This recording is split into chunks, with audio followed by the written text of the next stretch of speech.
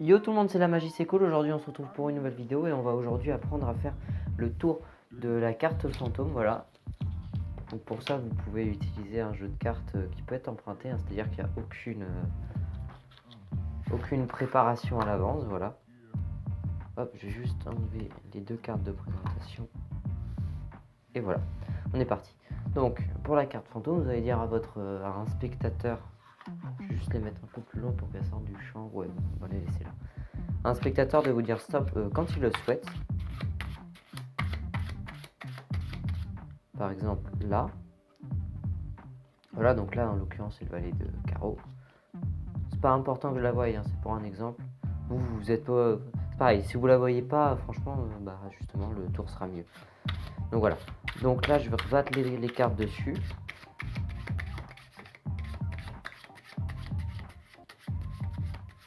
Voilà. Je vais pas avoir le temps, sinon ça va prendre beaucoup trop de temps. Hop. Je vais couper le paquet de cette façon. Et je vais le recouper à peu près à la moitié. Voilà. Je vais sortir 5 cartes. 1, 2, 3, 4, 5. Oh, tiens, on a un joker. D'ailleurs, les jokers de ce jeu, je les trouve plutôt jolis. Voilà, je sais pas ce que vous en pensez. Donc voilà, donc on a du coup un joker, un 2 de pique, un valet de carreau, un 6 de cœur et un roi de cœur. Vous avez vu votre carte? Oui, vous l'avez vu. Bah, j'ai juste à passer ma main par-dessus et la main par-dessus le paquet comme ça. Et votre carte passe de ce petit paquet là. Voilà. À ce paquet là, puis elle a pas fait que se téléporter puisqu'en fait elle se retrouve retournée dans ce paquet. Voilà, juste là. Donc sans plus attendre, on va passer aux explications de ce tour, qui est je pense assez simple, mais il commence à y avoir des petites manipulations à faire, un peu plus compliquées où il faudra de l'entraînement. Donc pour ce tour là, il va falloir de l'entraînement. Donc vous allez distribuer les cartes comme ça là, et quand votre spectateur va vous dire stop, bah, vous allez retourner la carte. Pour l'exemple 4 de carreau, vous le reposez. Et alors là, à partir de là, on va pas battre les cartes n'importe comment, on va battre deux cartes et on va faire un décalé comme ça, ce qui fait que bah, là on a une sorte de break juste là. Voilà, ce qui fait qu'on perd pas du tout la carte.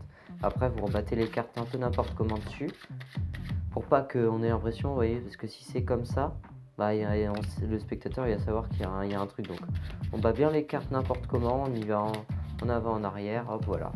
Pour le tour, je vais pas le faire jusqu'à la fin. Après, il y a deux solutions. Soit vous faites comme moi dans le tour, vous coupez directement. Soit vous faites comme ça, vous faites un petit break avec votre petit doigt, comme ça, un break. Après, vous reprenez, vous dites hop, je coupe en deux. Voilà. Vous pouvez faire des faux mélanges. Voilà, de ce type-là. Et bah, on va recouper le paquet en deux, parce que sinon ça va pas marcher. Et vous sortez 5 cartes. 1, 2, 3, 4 et 5. Voilà. Et on sait, nous, sans avoir besoin d'avoir vu la carte, on sait que deux cartes, voilà, et c'est la carte du spectateur. Du coup, là, ce qu'on va faire, c'est qu'on va battre les cartes. Donc, on va toutes les dire. Roi de carreau, reine de trèfle, 4 de carreau. Et là, à partir de là, au moment de prendre cette carte, avec les doigts du dessous, là, vous voyez, les doigts, il faut les faire dépasser. Au moment où vous allez prendre votre carte comme ça, là, la faire coulisser comme ça, bah, avec les doigts du dessous, vous allez prendre le 4.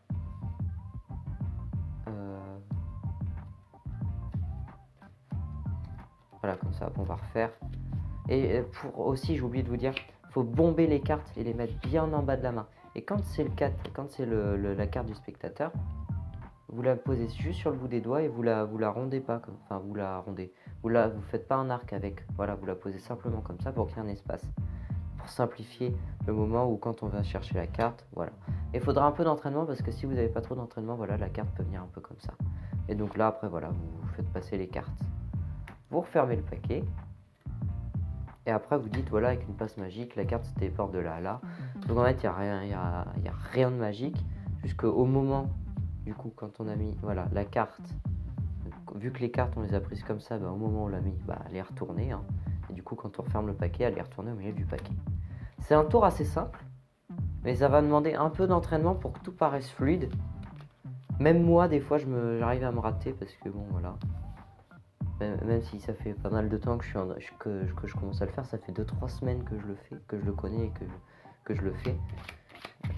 Voilà, donc ce que je vous conseille de faire, c'est si vous voulez le faire au collège, bah, entraînez-vous avec vos parents, vous montrez avec vos parents, votre entourage, voilà.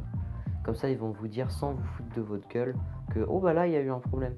Voilà, et après, vous pourrez le faire dans votre collège, dans votre école, dans votre lycée, dans votre lieu de travail, dans les repas de famille, n'importe où, voilà. Donc nous, on se dit à la prochaine dans une nouvelle vidéo. Si celle-là vous a plu, bah, lâchez un like et un commentaire. On se dit à la prochaine pour une nouvelle vidéo. Salut tout le monde. Salut tout le monde.